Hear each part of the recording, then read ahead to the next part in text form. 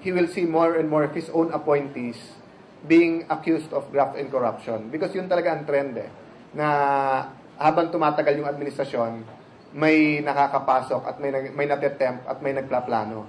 So ngayon na yung momentum is towards good governance. The question is, how do you sustain that without an organized system of fighting graft?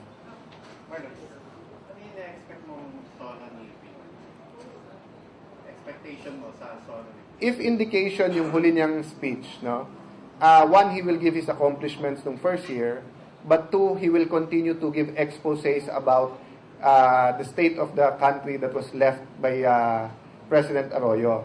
But since yung huling taon siya na nandyan, I do not mind that he gives us some facts about the Arroyo administration because marami pa rin nakatago.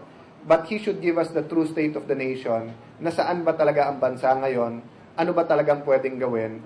And I'm hoping that the SONA will be a reaching out moment helping his administration. Remember, ang kinilala ang kanilang pamilya, lalo ang kanyang nanay, sa people power, people participation. But right now, although they're doing a good job, it's more of sila-sila pa rin, no? It's kaya na pagbibintangan sila ng KKK, parang kayo-kayo pa, rather than picking the best of the best or going outside, no? Yung mga kaibigan and mga kapartido in making this, doon malakas at yung gobyerno ni President Ramos, because he was a minority president. Nag-reach out talaga siya sa lahat ng sector, sa lahat ng mga kalaban niya to get the best of the best. So since President Aquino, grabe ang mandate niya, landslide victory, sometimes they don't feel that they have to reach out, no? But I believe if they want to pursue their gains, the SONA has to be, number one, truthful. Number two, it should provide a roadmap. And number three, it should show talaga, hindi lang yung state of the nation under Gloria Macapagal Arroyo, but what is the state of the nation under the first year of Benigno S. Aquino as president. Questions ba? Sir, sige sir. Sir, possible for the president to also exert effort for the improvement of the economy. The perception now is the first year was spent on ferreting out the anomalies of the past administration. There was a statement in the U.S. during a campaign. The economy is stupid.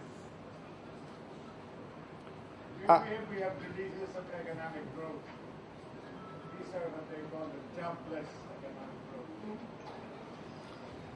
First of all, I don't always agree with their economics. No? For example, I did believe that they should have cut the taxes on oil habang tumataas para less inflation.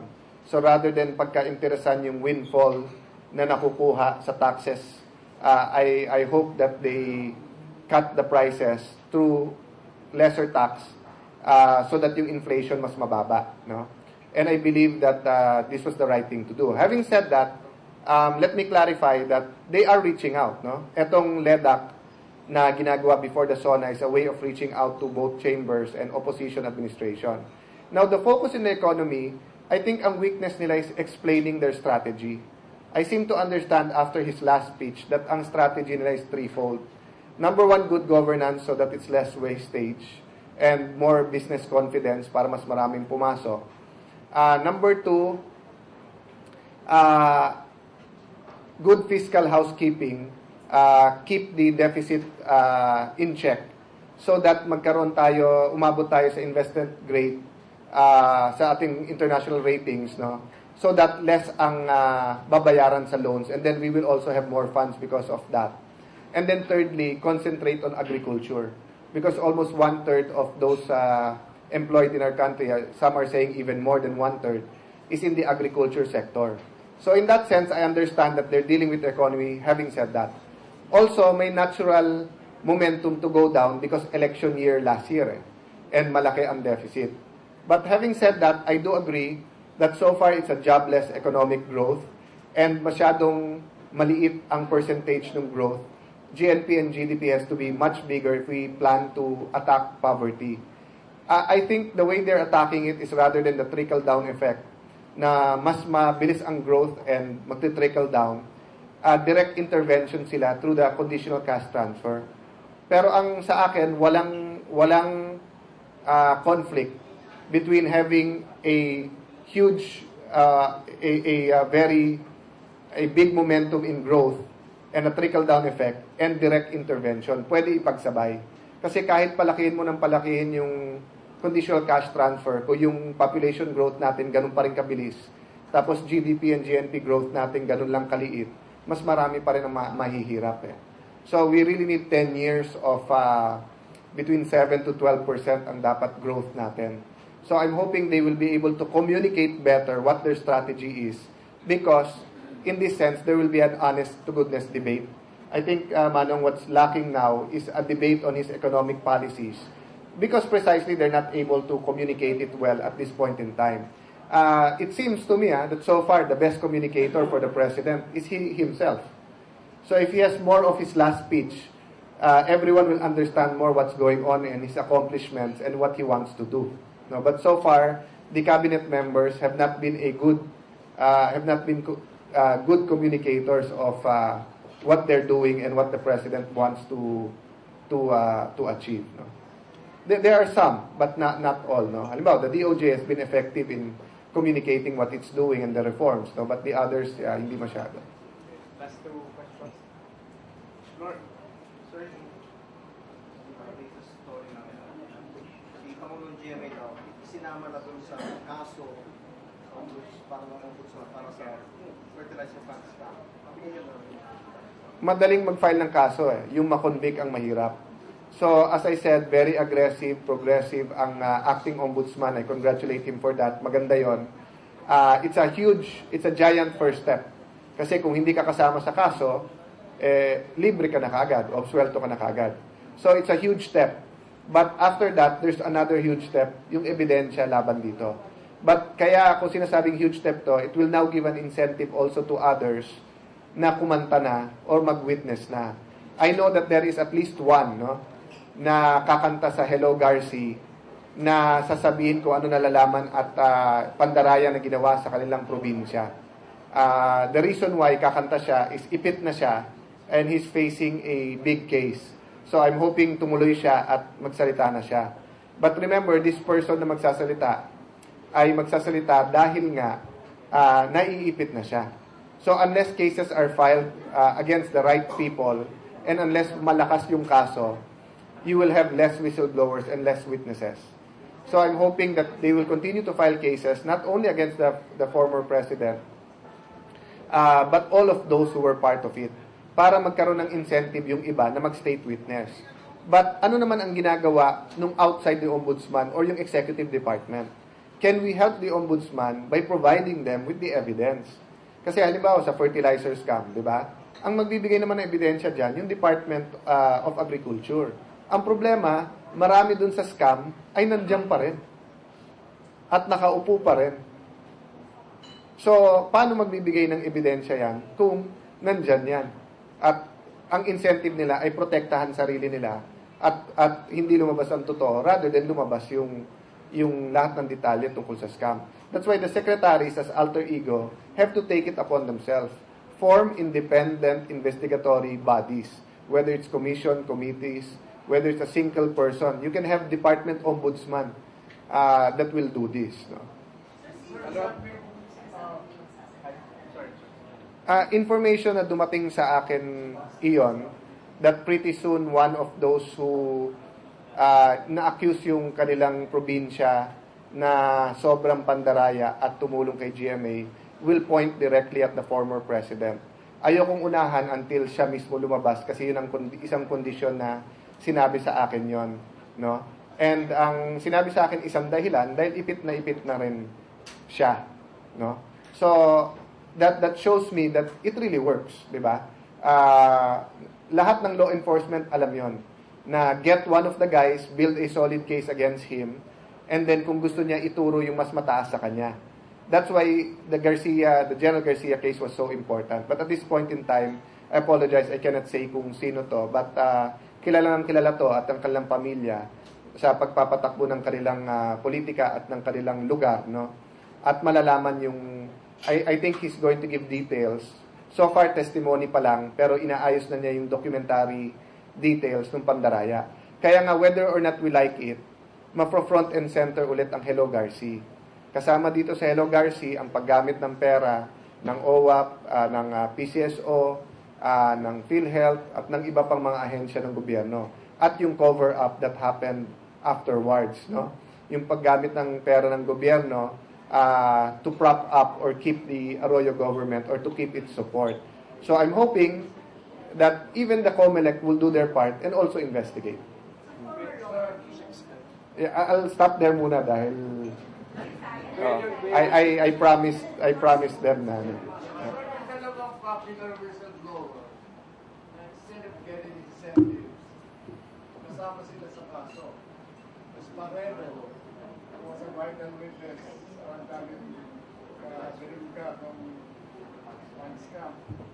Mas Colonel Lambusa.